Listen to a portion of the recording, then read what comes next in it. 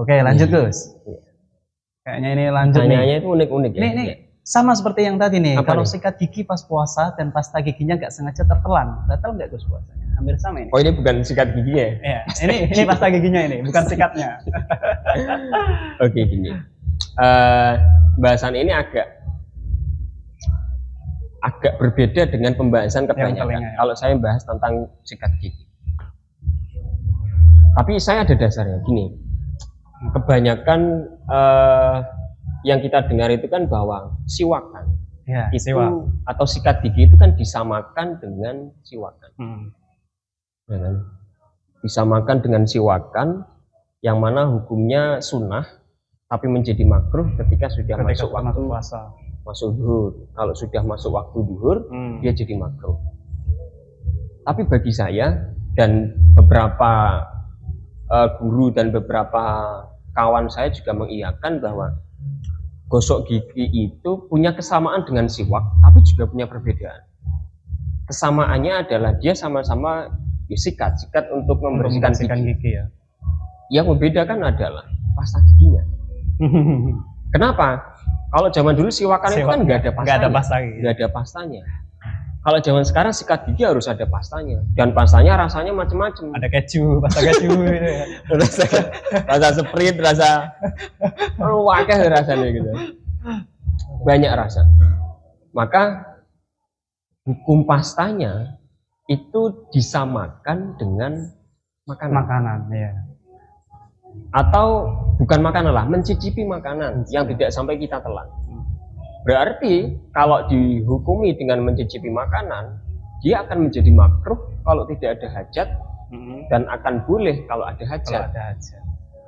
Makanya kalau kasusnya begini, berarti dia melakukan, kalau nggak ada hajat, dia melakukan sesuatu yang makruh, terus ada yang tertelan, jelas itu sudah batal. Sudah batal ya.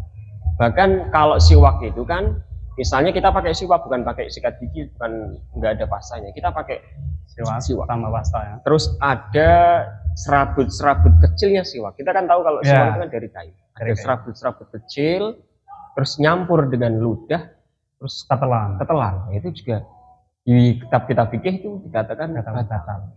Apalagi pasta. Karena itu tadi, kalau ditanya bagaimana hukumnya sikat gigi, maka bisa dikatakan makruh. Nggak peduli itu sebelum duhur atau sesudah duhur, karena yang membedakan ada pastanya, ada rasa-rasanya. Apalagi pasta keju ya, gitu. Pasta keju. Berat.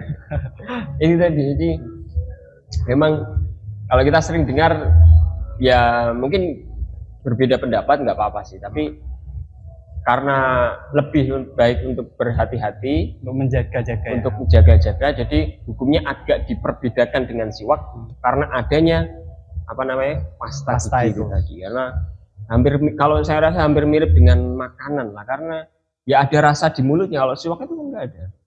Kalau pasta itu ada. Bahkan setelah kita kumur-kumur rasanya tetap nempel. Tetap terasa ya, di sini tetap terasa ya. Sikat gigi tambah Listerine. Itu tadi kalau yang tanpa adanya hajat. Kalau ada hajat nggak apa-apa, dalam arti boleh ya, diperbolehkan kalau ada hajat, tidak makruh lagi. Kalau nggak ada hajat, kalau tertelan pastanya karena dia boleh, maka batal karena dia boleh. Jadi bahkan siwak saja yang sunnah saja dia batal, dia tetap batal, apalagi ya? Yang hukumnya hanya boleh, mubah. Belum kuat ya. Iya. Ini kayak nyicipi makanan itu juga. Kalau yang nyicipi yang masak itu kan berarti ada hajat. Lah anaknya melu nyicip. Sepiring. Masa apa, Bu? Nyicip tapi sepiring. Itu kalau sampai dia ketelan, dia jelas batal. Jelas batal. Dan nggak ada hajat, berarti dia makruh hukumnya untuk mencicipi makanan. Anaknya ngriwohi ibu ning dapur terus melu-melu nyicipi itu makruh bagi dia. Kalau bagi yang masak karena dia nggak yakin masakannya. Kalau chef Juna yang masak karena dia nggak butuh dicicipi mungkin ya. Sudah profesional ya? Bukan hajat lagi tuh berarti ya. Dia nggak hajat lagi. Ya? Dia udah tahu takarannya. Jadi hajat dan tidak hajatnya itu yang jadi titik tekan. Ya, jadi nanti dicari tahu lagi. Memang dalam fikih itu gimana? Memang dalam fikih itu kan satu problem bisa bermacam-macam hukum ya. Bisa bermacam-macam. Tergantung nanti masalahnya gimana Iya. gitu ya Gus ya. Tergantung situasi pada saat Situasinya itu. juga. Iya. Jadi ya tergantung hajat kalian ya. Kalau ada hajat gimana tadi, kalau nggak ada. Jadi kalau mengacu pada pertanyaan tadi, apakah puasanya batal? Ya batal. Batal tetap ya. Karena ada sikat gigi yang masuk. Ada pastanya. Pasta gigi yang masuk. Pasta gigi yang masuk. Tapi gini, ada perlu catatan juga. Kalau hanya gini, orang setelah sikat gigi kayak tadi ada bekasnya, ada rasa minnya, ada rasa min. ada rasa minnya. Terus bagaimana kalau itu kita masih ada rasanya, terus kita Menelan ludah. ada gitu. ludah, nah ada rasa sepertinya bagaimana? Itu dalam beberapa kitab fikih dikatakan tidak batal karena itu hanya asarnya saja. Asarnya. Jadi nggak ada ainnya, benda. Karena yang dikatakan masuk yang membatalkan itu ketika ada ainnya ya. Ya, betul sekali. Bukan asarnya. Bukan asarnya. Jadi kalau ada asar nggak apa-apa. Dalam arti nggak membatalkan puasa. Berarti Kalau begitu pun asar. ketika mencicipi makanan kemudian ada asarnya itu, Nah, sama saja. itu juga sama ya. Hukumnya sama. Ya. Berarti kalau diakal-akalin bisa nih Gus ya. Apa? Makan nggak kita telan, terus asarnya yang kita telan. Maksudnya apa Nggak ya? apa parek ya, kan nggak bisa kenyang. Seenggaknya- Orang pengen makan itu kan karena dia butuh kenyang, dia lapar. Barangkali biasanya ada orang gabut lidahnya itu cuman pengen merasa aja, kadang gitu. Tapi jujur ya, saya tahu hal itu. Maksudnya gini, ada orang mencicipi makanan tapi tidak ditelan, itu bagaimana? Maksudnya kok iso? Cuman merasa gitu ya. Gitu. Nyicipi tapi nggak ditelan, iki piye prakteknya gitu. Saya sendiri nggak tahu gimana itu mencicipi makanan tapi nggak ditelan. Kalau saya sih mending nggak usah dicicipi. Mending nggak usah dicicipi sekalian Gus ya. Dicicipi takut ditelan itu, karena saya nggak kebayang nyicipi makanan Tanpa ditelan. tanpa ditelan. Itu masih di otak saya itu masih itu. Mungkin nanti bisa ditanyakan ke Ibu bahasa. Saya makan lidah kita itu punya indera perasa ya, Indera tapi perasa. tetap di otak saya itu nggak tergambar. belum connect ya gitu. Iya. Nggak terconnect ya. Iya, betul sekali. Oke. Next nggak Gus? Next ya. Next. Cari yang agak-agak unik ya. Ini banyak ini unik semua kayaknya. Tadi oke. Nah, berbuka pakai liquid kurma apakah termasuk sunnah Nabi Yung? Berbuka pakai liquid kurma. kurma. Aduh. Zaman sekarang itu kan Zaman pakai sekarang itu nge-vape ya. Iya. Vape-nya berarti rasa Kurma. Ini nggak tahu ini. Ini sudah tersedia belum ya? kayaknya sih udah. Karena saya juga hobi Oh, nge-vape ya. hobi Saya hobi juga ya? nge-vape, terus ya memang beberapa rasa itu sudah ada, kayak bahkan rasa Sprite itu ada, rasa Coca-Cola udah ada. Tapi saya belum pernah nyoba yang Kurma ini. kurma. Jadi gini, Ini sunnah ini ya berarti ya.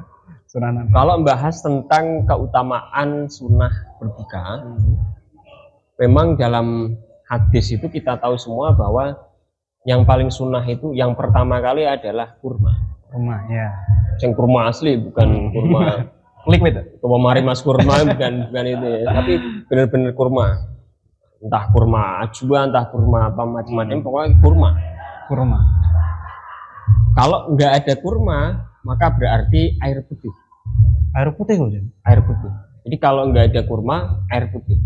Urutannya begitu ya. Urutan untuk mendapatkan kesunahannya. Itu. Apa tadi? Paling tinggi kurma. Paling tinggi kurma, terus air putih. Kalau dua hal ini nggak ada, ini dibahas oleh beberapa ulama, banyak ulama. Makanan manis yang tidak dimasak dengan api. Yang tidak dimasak dengan Yang api. tidak dimasak dengan api. Yang penting manis. Bisa apel, Buah-buahan, bisa ya. jeruk. Pokoknya yang nggak dimasak, Kalau ini nggak ada, baru manis-manis yang pakai api, teh hangat. Jadi kalau gini, kalau pilihannya adalah teh hangat dengan apel, Utamakan apel. utamakan apel karena dia manis dan tidak dimasak dengan api. Jadi bukan milih teh hangatnya, ya. Berarti kalau di Indonesia ini lebih utama pakai air putih ya Gus? Nah, makanya itu tadi, karena kita bukan negara yang Penghasil penghasil kurma. kurma, ya akhirnya sebelah sing gampang. Yang Bukan hanya dominan gampang, ya. tapi murah. Murah. Ya, murah. Murah. Paling cuma 1 galon 3.000, 3.000. 1 galon 3.000. Jadi sumur banyak gitu. sebenarnya tonggon. Iya, jadi urutannya begitu. Kurma, air putih. Kalau nggak ada air putih berarti sesuatu yang manis tapi nggak dimasak. Baru yang setelah itu manis dan dimasak. Itu tetap mendapatkan kesunahan. Manis yang nggak dimasak dan manis yang dimasak. Dimasak. Pokoknya manis, kadarnya manis. Kadarnya mana ya? Berarti ini memasukkan segala sesuatu yang rasanya manis. Ya, rasanya segala manis. sesuatu yang rasanya manis. Tapi itu Entah apapun. tingkatannya masih di bawah air putih ya. Berarti 2 tingkatan di bawah air putih. 2 tingkatan di bawah air putih. Berarti kalau ada pilihan berbagai macam itu tadi, berarti yang kita dahulukan adalah air putih. Air putih. Baru kalau mau nyicipi marimas kurma, nyicipi liquid kurma, Liquid kurma gitu baru ya. itu baru ya. Tapi memang ini agak berbeda pendapat yang mengenai apakah ketika di luar apa namanya, di luar kurma dan air putih apakah mendapatkan kesunahan atau tidak. Tapi berdasarkan yang saya baca di salah satu kitab itu dia menerangkan bahwa segala macam yang manis itu bisa disamakan dengan kurma, karena kurma itu mengandung rasa manis dan manis itu ternyata punya banyak manfaat bagi kita setelah kita melakukan puasa. Salah satunya menambah energi dan sebagainya. Kita makan coklat untuk berbuka itu tetap dapat kesunahan. Berarti kalau kamu mau pakai liquid, mau pakai rokok yang manis, ya sekarang kan marak ya rokok-rokok yang manis itu. Rokok-rokok manis. Itu tetap dapat kesunahan. Tapi katanya itu Gus, yang manis itu bahkan yang paling menyakitkan katanya. Jadi makanya yang manis-manis. Berbukalah dengan yang setia karena yang manis itu belum tentu. Tapi itu jokes tahun berapa ya? Tahun berapa itu ya? Udah 90-an. Berbukalah dengan yang sayang. Ini jokes sudah lama. Sudah hampir punah ya. Sudah punah. Oke, next. Ini terjawab ya tadi ya. Berarti bisa mendapatkan kesunahan kalau memang nggak ada yang lain. Nggak ada yang lain. Nggak ada air putih. Tapi saya jamin di rumahnya pasti ada air putih. Pasti ada. Iya. Cuman dan mungkin, itu pun masih khilaf. Masih ada yang menganggapnya kalau selain kurma dan air putih masih sunnah. ya. Ada yang menganggapnya udah nggak sunnah lagi kalau kalau udah nggak ada kurma dan air putih. Masih khilaf. Wah, kalau nggak ada air putih gimana ya, Gus? Tapi ya menurut saya di beberapa negara yang nggak ada air. Di beberapa kota juga ada ya? Di beberapa kota juga. Indonesia. Agak bahaya dia. Iya. Yes. Kirain ada tukang bakso. Enggak ya? Enggak. Oke, lanjut. Udah imsak tapi tetap makan atau minum itu gimana? Nah, ini Udah juga imsak. banyak ini pertanyaan ini. Nah, ini lebih ke mungkin pengalaman pribadi. Ini istilah imsak itu saya kira hanya ada di dalam tanda kutip golongan enggak semua golongan punya istilah imsak. Iya. Beberapa golongan mengatakan enggak ada istilah imsak, Kanjeng Nabi itu enggak ada imsak. Enggak ada istilah Pokoknya imsak. subuh. Langsung subuh Mereka gitu. menilai subuh. Nah, bagi kita yang mempercayai imsak itu kan subuh itu kan muncul di waktu yang kita nggak pernah bisa menentukan kapan tepatnya. Iya. Detik berapa atau mili detik berapa. Masih kemungkinannya itu masih Oke. samar-samar ya. Iya. Makanya kita perlu waktu yang untuk berhati-hati. Jadi patokan untuk Iya. berhati-hati. Jadi sebelum masuk subuh kita sudah benar-benar stop. Biar nggak kebablasan. Biar itu. kita itu nggak masuk. Misal gini deh. Misal kita andaikan masuk subuh itu jam 5. Jam 5 tepat. Jam gitu. 5 tepat. Real subuhnya jam 5 tepat. Ternyata di kalender itu misalnya dia telat 1 menit atau kurang 1 menit. Kurang 1 menit. Nah itu kan bisa berbahaya. Bisa berbahaya. Nah, jadi agar kita tidak kebablasan masuk subuh, akhirnya kita bikin waktulah hati-hati yang mana itu kita namakan imsak. Imsak dalam arti kita menahan segala hal-hal yang membatalkan puasa mulai menit itu. Agar apa? Agar ya tadi, agar kita itu lebih berhati-hati untuk agar tidak kebablasan ke waktu Masa ya subuh. baru mulai puasa udah batal ya? Nah, itu Nggak- kan nggak lucu nggak kan? lucu, semaneman, Udah maneman. sahur, udah ini. Jadi udah intinya niat. imsak itu kan Batal. untuk berhati-hati. Nah, kasusnya adalah bagaimana ketika imsak tapi kita masih minum. Bagi saya gini, atau bukan bagi saya, ini dawuh para kita ketahui juga bahwa imsak dengan subuh itu kan jaraknya masih ada 10 menit. 10 menit. Ya. Rata-rata dalam kalender falak itu kalau masuk waktu itu dia lebihkan 2 sampai 4 menit. Misalnya gini. Misal real waktunya adalah 5 jam 5 tepat. Maka di kalender atau adzannya juga dia akan adzan 2 menit 2 setelahnya menit setelah subuh. agar benar-benar subuh. Atau kalau duhur juga agar benar-benar duhur. Agar apa? Agar kita nggak sholat sebelum waktunya. masuk Itu kan waktunya. nggak boleh. Nggak boleh. Jadi agar kita sholat benar-benar waktunya kita lebihkan. Makanya di kalender kandil falak itu ada waktu-waktu yang dilebihkan untuk itu tadi, untuk memastikan Dan waktunya. benar-benar masuk Ya, waktunya. benar-benar masuk. Maka bagi kita yang ingin melanjutkan mengkonsumsi sesuatu setelah imsak, cari aman saja, cari aman. Bagi saya kalau imsak ya kalau misal rokok ya dimatikan terus minum lah, itulah. Jangan sampai bablas. Maksimalnya mungkin bisa dikasih waktu 5 mungkin ya. 5 cukup nggak ya? 5 itu bagi saya kebanyakan. Kebanyakan ya. Karena nanti kalau ngerokok sampai 5 menit dia bakal butuh minum. Udah minum ya. Itu agak berbahaya. Jadi untuk cari aman ya imsak terus seling 2-3 menit lah. 2-3 Seling menit 3 lah, selesaikan ya. Kita selesaikan semuanya. Berarti 2 menit terakhir buat minum. Ya kalau saya biasanya gini, kalau udah imsak saya sikat gigi. Jadi saya sikat giginya setelah selesai. pengumuman imsak. Setelah pengumuman imsak baru saya sikat. Jadi jangan lebih dari 3 menit, karena takutnya ternyata di kalender lebihnya adalah 5 menit atau Itu 3 menit. lebih. Yang jelas pasti dilebihkan dalam kalender Pasti falak itu dilebihkan. pasti dilebihkan. Antara 3 sampai 5. 2 Iya, sampai 5. antara 2 sampai 4 lah, 4. sekitar itu, agar benar-benar masuk waktu sholat. Jadi jawabannya ya boleh-boleh saja, Boleh-boleh tapi saja. cari aman, jangan sampai terlalu lama untuk konsumsi nih. Terus imsak nembe nyentong nih. Malah kan repot. Baru mulai puasa sudah batal itu kan repot ya. Ya. Terus imsak malah godok mie goreng nih. Jangan. Mie goreng. Ya. Nah. Oke Gus, ini pertanyaan selanjutnya nih ya. Iya. Masih 2 pertanyaan lagi nih berarti. Hukum pergi ke masjid pas lagi haid, niatnya mau meramaikan tadarus, itu bagaimana? Kasus head lagi ya. Iya, haid lagi nih. Memang bagi laki-laki itu PR terberat. PR itu terberat. Belajar head ya. Tapi ya kita sebagai orang pesantren harus belajar itu, karena siapa lagi yang mau belajar itu. Jadi ya apa tadi? Aduh. Hukum pergi ke masjid pas lagi haid, niatnya mau meramaikan tadarus. Ya, oke. Masih haid ke masjid. Hampir mirip dengan pertanyaan yang pertama. Dia pengen cari pahala, tapi masih dia haid. terhalang oleh keadaannya. Jadi gini, orang haid itu kan kalau dalam mazhab Syafi'i itu, kalau itu dikatakan masjid, maka seorang perempuan yang haid dilarang untuk masuk masjid. Orang yang junub juga dilarang untuk masuk masjid.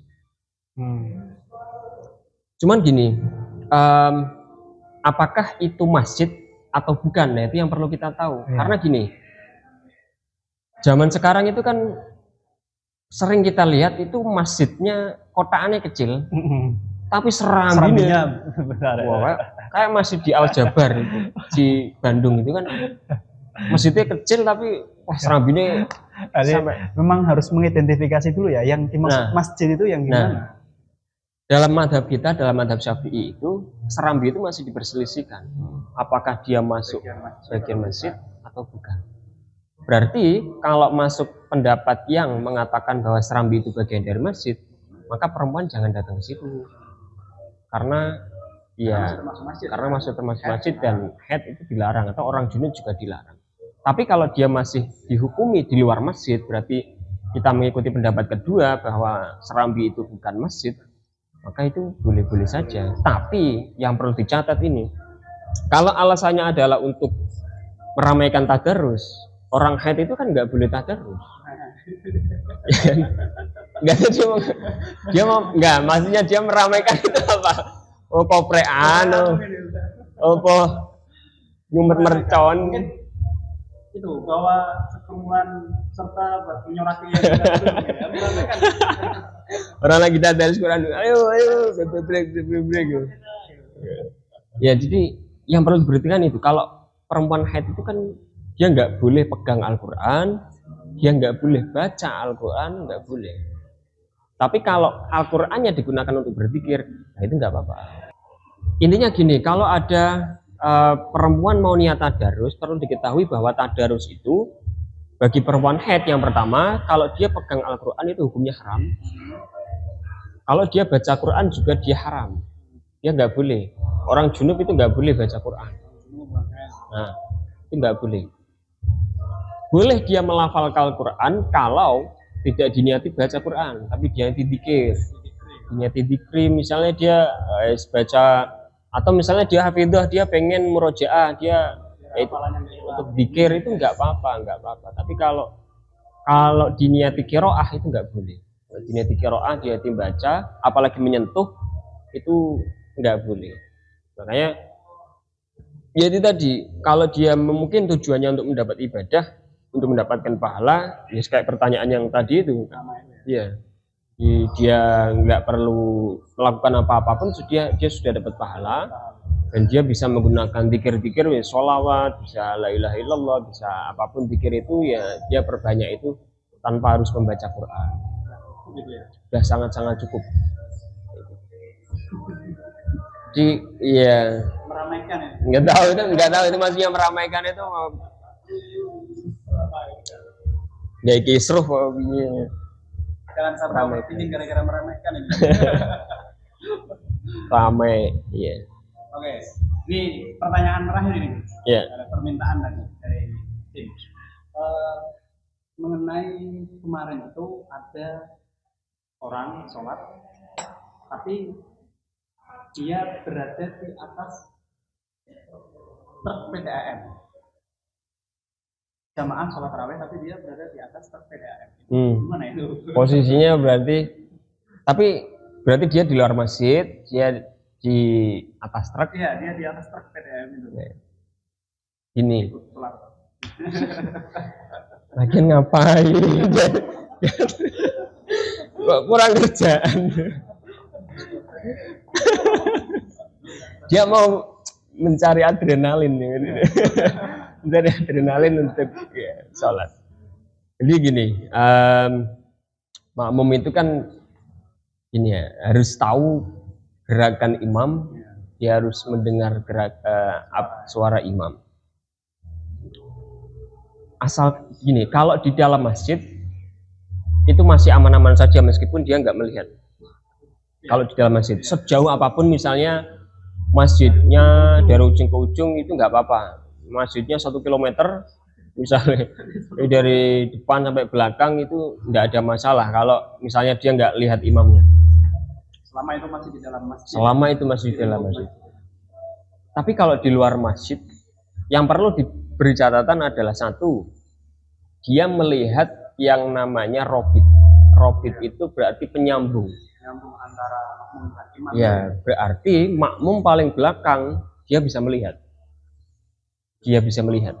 Jadi gerak-geriknya dia bisa tahu. Oh dia sedang ruku, oh dia sedang sujud. Dia tahu. Kayak gini ngapain di atas cerita tuh masih kepikiran. Oke, terus lanjut. Satu, melihat robit. Ada robit dan dia melihat robit. Yang kedua, tidak ada yang menghalangi dia untuk berjalan ke arah robit. Ke arah robit. Tidak ada yang menghalangi dia ke arah robit. Berarti kalau di atas truk kan, kalau truk PDAM itu kan bisa kita turun ya, ada tangganya, kita juga bisa lompat misalnya. Ekstrim tapi ada tangganya yang jelas. Itu dari cara sholatnya aja sudah ekstrim. Sholatnya masih umat ya. Tidak mungkin lewat iya. Dia ngapain ya? Dia mau nyetori teman-temannya lagi terawih gitu ya, dari atas. Mungkin jaga. Khusus saja mungkin jaga. Oh, ini jaga. Atau gini, kalau ada makmum-makmum yang kepanasan, air. Iya, mungkin gitu. Mungkin gitu. Ya, jadi itu tadi di antaranya syaratnya adalah dia melihat robit dan tidak ada yang menghalangi. Nah, ini banyak juga kasus ini. Di tempat saya, Jumatan itu tidak hanya di masjid. Masjidnya nggak cukup. Ada yang di rumahnya bapak ini, ada rumah bapak ini, dikelilingi itu semuanya di situ. Rumah jenengan juga ada kayaknya. Di rumahnya juga ada. Nah, ini biasanya kalau kesiangan saya sholat depan rumah. Tangi-tangi komat, waduh, gelar dengan apa-apa. Nah, itu juga kalau misalnya saya sholat di dalam rumah, meskipun saya dengar jelas suara imam, terus tapi pintu saya kunci, tidak ada akses saya untuk menuju imam, menuju robit, maka itu jamaknya nggak sah, sholat Jumat saya nggak sah. Ini juga terawih ya gitu, yang tadi sama. Pokoknya selama dia ada jalan menuju itu, dia bisa melihat dan bisa menuju ke situ, maka aman-aman. Karena itu kan syarat makmum ya, berarti berlaku untuk semua sholat. Nah, ini yang unik di masjid saya gini. Umumnya orang terawih itu kan imam, makmum tak baris, makmum tak baris. Kalau di masjid saya enggak. Imam, makmum tak baris yang tua-tua, terus yang baris kedua yang rodok-rodok muda, terus rodok-rodok sergep gitu ya. Enggak, yang belakangnya itu mereka pakai formasi 4-3-3. Jadi nyebar. Orang yang pojok ini ada yang di pojok sini, ada yang pojok sini. Jadi enggak ngumpul. Itu unik. Enggak tahu kenapa mereka ambil. Jadi satu baris, belakangnya itu mencar. Ada yang komplotan si A, ada komplotan si B kayak gitu. Enggak tahu itu kenapa. Nah, kalau ditanya sah ya sah. Mereka itu terkena sindrom estetik. Biar kelihatan estetik. Iya, biar enggak terlalu rapi. Oke, terima kasih ya saya ucapkan kepada Gus Aris yang telah bersedia membantu kami semua menjawab pertanyaan-pertanyaan yang mungkin agak sedikit kocak ya. Iya, sama-sama. Agak sedikit mainstream juga. Mungkin itu saja Q&A kita kali ini, dan kepada seluruh penonton setia dan Mbak Edi, silakan ikuti terus kami di Q&A selanjutnya. Terima kasih. Kurang lebihnya mohon maaf. Wassalamualaikum warahmatullahi wabarakatuh. Waalaikumsalam.